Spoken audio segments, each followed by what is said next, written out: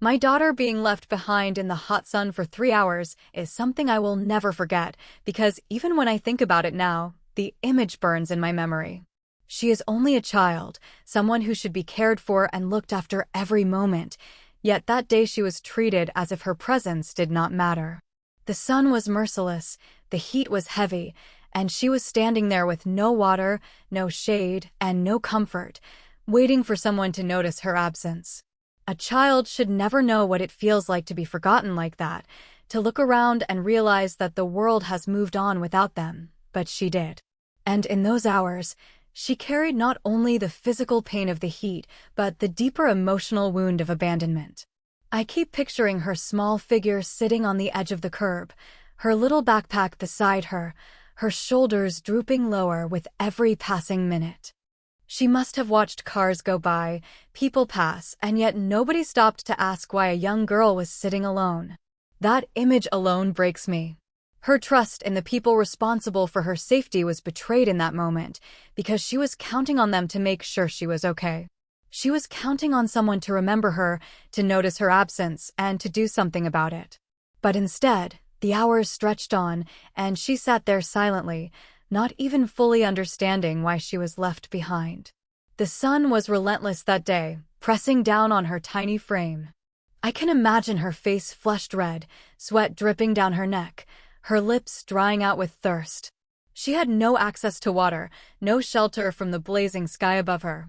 Every second must have felt like an eternity. For a child, even a short wait feels endless, but 3 hours under the cruel heat is more than just waiting, it's survival. Her body must have been screaming for relief, and yet she had no choice but to sit there. A child shouldn't have to endure that kind of suffering. I think about the confusion she must have felt. At first, she probably thought it was just a small mistake, that someone would come back quickly. Maybe she reassured herself by looking at her watch, telling herself, they'll be here any moment. But as time went on and nobody came, that hope would have started to fade. Minutes turned to hours, and that tiny heart must have been filled with fear and sadness. It wasn't just about the physical discomfort anymore, it was about the realization that she had been left behind, that she wasn't seen, that she wasn't remembered. No child should ever be made to feel invisible in that way. I imagine her scanning the area, maybe watching every car that slowed down, thinking it might be the one coming for her, only to realize it wasn't. I imagine her trying to stay strong, because children often try to be braver than they should have to be. Maybe she tried not to cry, maybe she clutched her backpack tightly as if it was the only thing she could hold on to. Maybe she whispered to herself to stay calm, even though inside she was scared and hurt. Those 3 hours must have felt like being stranded in a desert, and she was too young to know why it was happening to her. As a parent, just thinking about those hours makes me feel sick. The sun is unforgiving, and we all know how quickly it can drain an adult, let alone a child.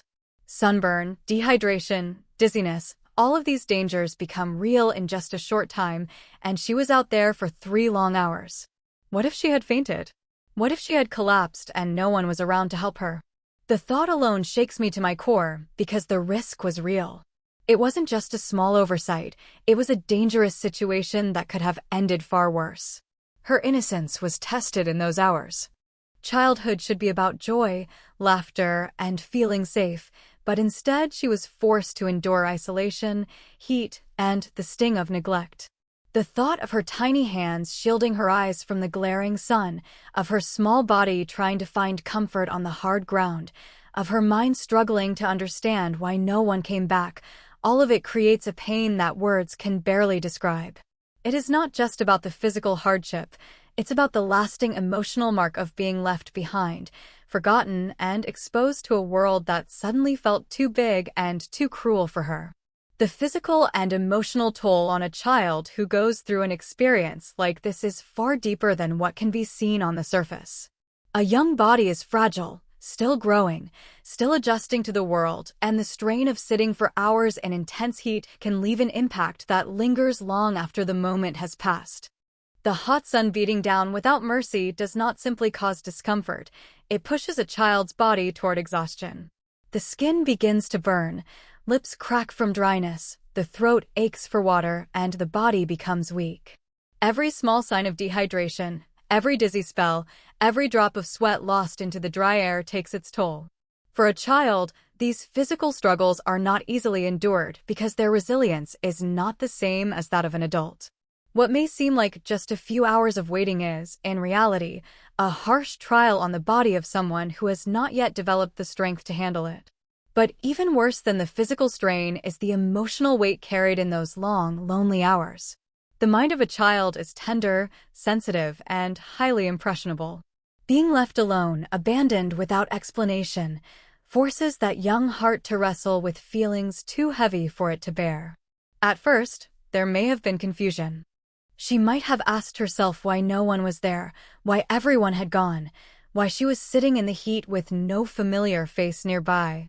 Then, as time went on, that confusion would have turned into worry.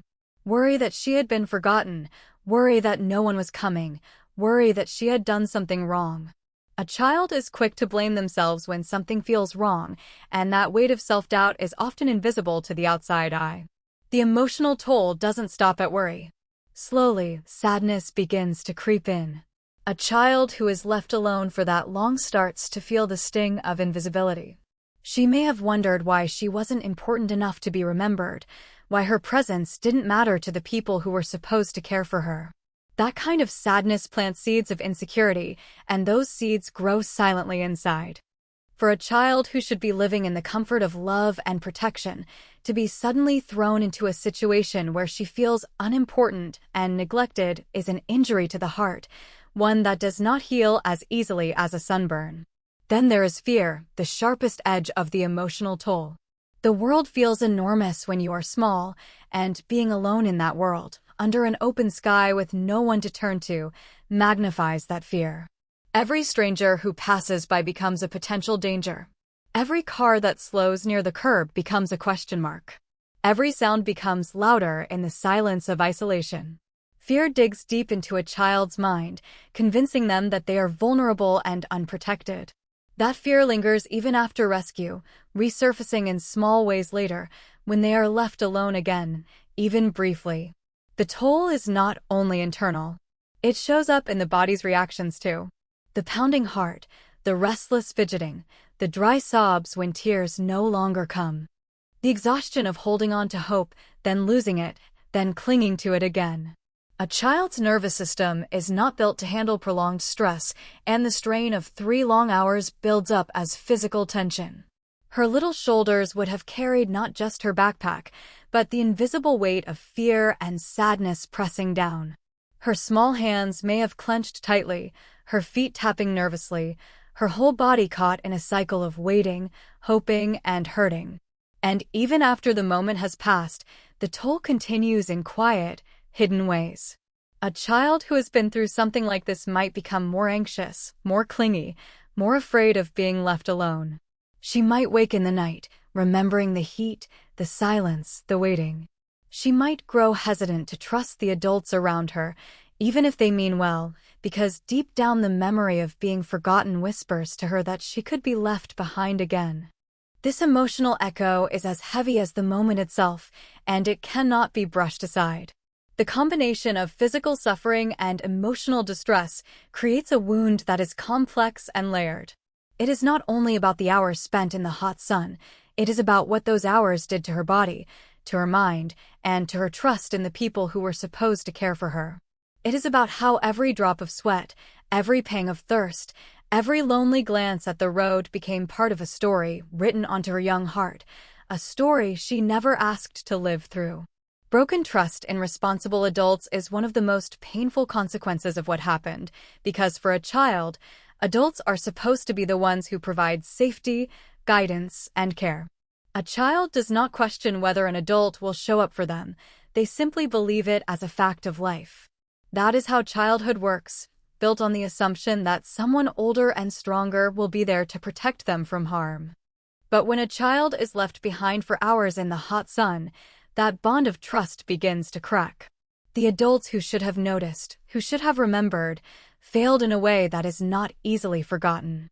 The damage may not always be visible, but it lives inside the heart of a child, who now looks at the very people they once depended on and wonders if they can really be counted on at all. The betrayal of trust does not come only from the act of being left behind. It comes from the silence of those hours.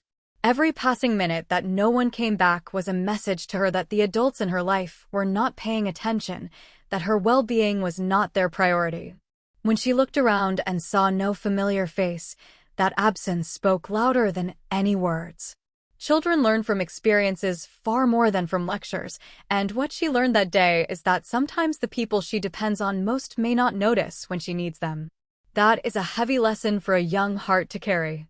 When trust is broken in childhood, the world itself begins to feel less safe. For her, the simple belief that someone would always return was shattered. The warmth of security she once felt when holding an adult's hand or seeing a familiar car approach was replaced with doubt.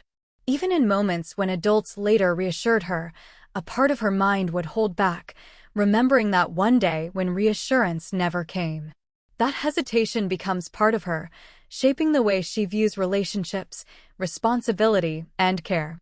Children are sensitive to consistency, and they rely on it for stability. If adults are supposed to pick them up, they believe it will happen. If adults promise to be there, they believe it is true. That predictability builds trust. But once that pattern is broken in such a profound way, consistency no longer feels guaranteed. Instead, unpredictability creeps in, and unpredictability breeds anxiety. She may have begun to wonder, what if I get left again? What if no one comes this time? Those thoughts may not be spoken aloud, but they live quietly in the back of her mind, changing the way she feels each time she is left in someone else's care. Trust is also connected to identity. A child who feels cared for grows up with confidence in their worth. A child who feels neglected begins to question their value. When she was left alone, part of her might have asked, "Why me? Am I not important enough?" That questioning, even if subtle, strikes at the core of her sense of self. Adults often underestimate how deeply children internalize experiences, but moments like this sink into their identity, becoming part of how they measure themselves and others. The broken trust does not stay confined to one situation, it spreads. If she once believed all adults would keep her safe, now she may believe that any adult could forget her. This belief can shape the way she interacts with teachers, caregivers, even friends' parents. Instead of approaching the world with openness, she may hold back, guarded, uncertain. What should have been a foundation of trust becomes a fragile surface, easily shaken by small cracks, because the larger break already happened. Even within the family, the effects ripple. The adults who left her may apologize, may explain, may promise it will not happen again. But for her, the memory is stronger than the words. She may forgive, but the trust is not fully restored. Each time she waits for someone to arrive, each time she looks around for a familiar face, she may feel a faint echo of that day, a tightening in her chest that asks, "Will they forget me again?" That echo is the reminder of what broken trust feels like, and it lingers in silence. What makes this even harder is that children rarely know how to express such feelings. She may not have the words to say, "I don't trust you anymore." Instead, it comes out in small behaviors: hesitation to let go of a parent's hand, nervousness when adults are late, tears that seem out of place. The broken trust hides in those small signs, but it is real, and it shapes her in ways that are easy to overlook. And once trust is fractured at such a young age, rebuilding it takes time, patience, and proof that the same mistake will not be repeated. A parent's shock and heartbreak in such a situation is something that cannot be measured, because the bond between a parent and child is built on the deepest sense of protection. Every parent lives with the instinct to shield their child from harm, to make sure they are never left alone in a dangerous place, to ensure that they are safe and cared for. So when a parent learns that their child has been left behind, sitting in the hot sun for hours, the first feeling that strikes is disbelief. The mind struggles to accept that something so unthinkable has actually happened. It feels impossible that a mistake of this magnitude could occur, that the very people entrusted with her safety could forget such an important responsibility. That disbelief quickly turns into a wave of shock, the kind that freezes the heart and fills the mind with endless questions. The shock is not only about the event itself, but about imagining what those hours must have been like for the child. A parent who loves deeply cannot help but picture every detail of their child's suffering. The thought of their daughter sitting alone, her face flushed with heat, her lips dry, her small body shrinking under the weight of exhaustion, pierces the heart like nothing else. The image becomes unbearable, replaying over and over, even when the parent tries to push it aside. It is not just worry, it is a raw, gut-deep anguish that shakes the soul. Because no parent wants to imagine their child hurting, and yet in this situation, the imagination becomes unavoidable. Heartbreak takes over as the reality sets in. The idea that a child was forced to feel invisible, forgotten, and unsafe shatters the heart of any parent. It is not only about the physical discomfort she endured, but about the emotional pain she carried in those hours. To know that she might have cried silently, looked around desperately for a familiar face, or whispered to herself for comfort while no one came, is enough to break a parent's spirit. That heartbreak comes from the realization that while the parent was elsewhere, unaware, their child was alone in the world, fighting a battle she should never have faced. The weight of that knowledge becomes a wound that does not heal easily. The heartbreak is mixed with guilt, even if the parent had no direct role in leaving her behind. The heart asks impossible questions. Could I have done something differently? Should I have checked sooner? Was there a way to prevent this? These questions spiral endlessly, even when logic says the blame lies elsewhere. Because when it comes to a child, a parent carries the burden of responsibility no matter what. That guilt becomes part of the heartbreak, tightening its grip, making the pain heavier than words can explain. There is also anger tangled inside the heartbreak. Anger at the people who failed to notice, who failed to act, who allowed the situation to happen. That anger burns because trust was broken, and the child paid the price for the carelessness of others. But at the same time, the heartbreak dulls the anger, because the parent's focus is not on punishment, it is on the child's suffering. The anger is there, sharp and fierce, but it is wrapped in sadness so deep that it consumes the parent more than anything else. The shock lingers long after the event is over. It comes in sudden moments, when the parent sees the child playing, when they hear her laugh, when they watch her fall asleep. In those ordinary moments, the thought slips in, she could have been hurt, she could have been lost, she could have suffered far worse. The shock is not only about what happened, but about what could have happened, about the dangers that were too close for comfort. That realization keeps the parent awake at night, staring into the dark, clutching onto their child's safety as if it could slip away at any moment. The heartbreak grows heavier each time the parent looks into the child's eyes and sees the shadow of what she endured. Maybe she is quieter, maybe she hesitates more, maybe she clings tighter when it is time to say goodbye. Each small sign of her changed behavior becomes another crack in the parent's heart, a reminder that the experience left a mark. The parent wishes they could erase it, take it away, carry it themselves instead. But they cannot, and that helplessness makes the heartbreak even more unbearable. In the end, the shock and heartbreak become intertwined, shaping the way the parent views not only the people around them, but also themselves. They see their child differently, more fragile yet more precious. They see the world differently, more dangerous and less forgiving. And inside, they carry the unshakable memory of the day their daughter was left in the sun, a memory that carved pain into their heart in a way nothing else ever could. Lessons about awareness and accountability begin with the simple truth that no child should ever have to endure being left behind, forgotten, or neglected. The experience itself shines a harsh light on the importance of paying attention, of being fully present, and of taking responsibility for the lives that depend on us. Awareness is not just about noticing where a child is, it is about anticipating their needs, understanding the risks they face, and recognizing how fragile their safety really is. A child cannot be expected to protect themselves in every situation, which is why the responsibility falls so heavily on the adults around them. When that responsibility is neglected, even for a moment, the consequences can be serious, as this situation painfully revealed. Awareness begins with something as basic as presence of mind. When adults are distracted, careless, or overly confident that everything will be fine, they lose sight of the fact that a child can easily slip through the cracks. In this case, the absence of awareness meant that a little girl was left in the heat for hours, vulnerable and alone. That lack of attention cost her comfort, security, and trust. Awareness requires more than just assuming a child is safe. It demands active effort to confirm it. It means checking, double-checking, and making sure no one is overlooked.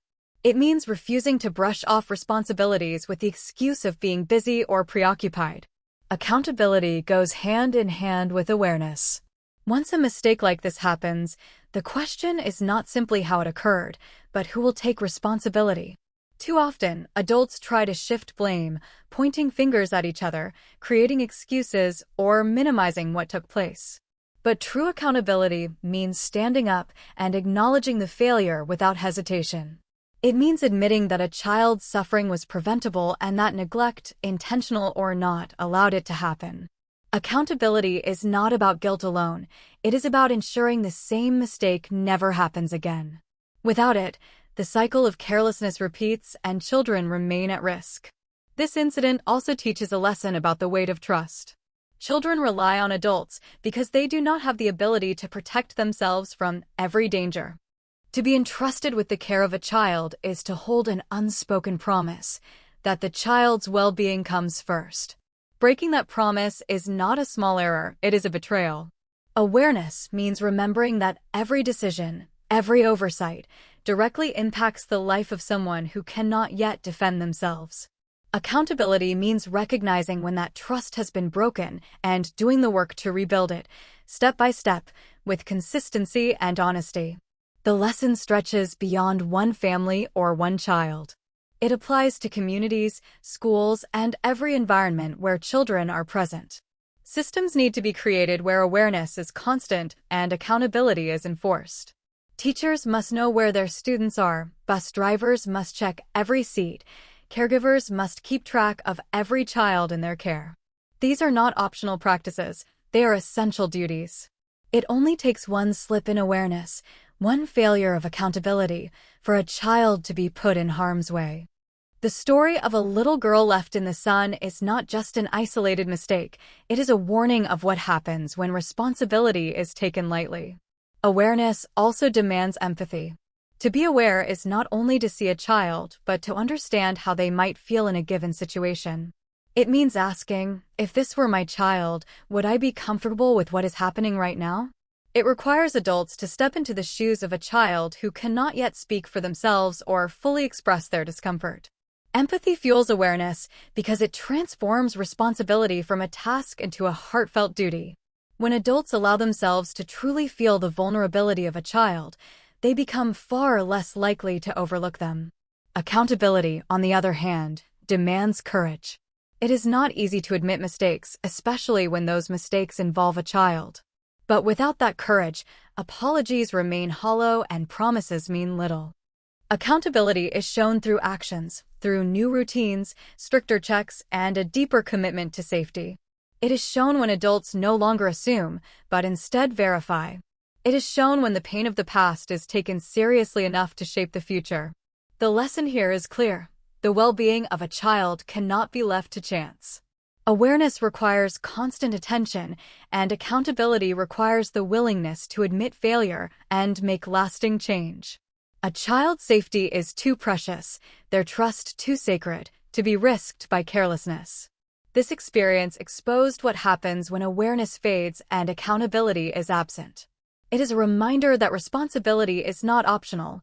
It is a duty that must be honored every single moment, without exception, because one lapse can leave scars that last far longer than a single day. The importance of protecting children always cannot be overstated, because childhood is a stage of life where safety and care are not luxuries, but necessities. A child does not have the strength, the awareness, or the resources to shield themselves from danger. They depend on the adults around them, not just occasionally, but constantly, in every environment and every situation. Protection is not about stepping in only when something goes wrong. It is about preventing harm before it has the chance to touch them. To protect children always means to live with the awareness that their well-being must come first, every single time. Children live with trust that the world is safe as long as the right people are near. That sense of security allows them to grow, to explore, to laugh freely without fear. But when protection is missing, that trust collapses.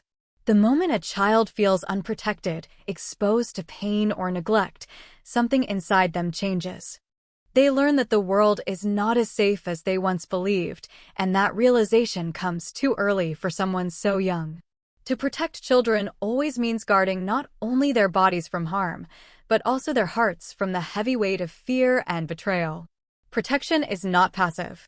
It requires vigilance, attention, and deliberate effort. A child should not have to sit under the blazing sun, dehydrated and helpless, simply because no one noticed they were left behind.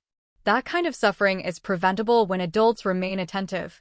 To protect children always means looking beyond convenience or distraction. It means asking, is this child safe? Is this child cared for? Is this child seen?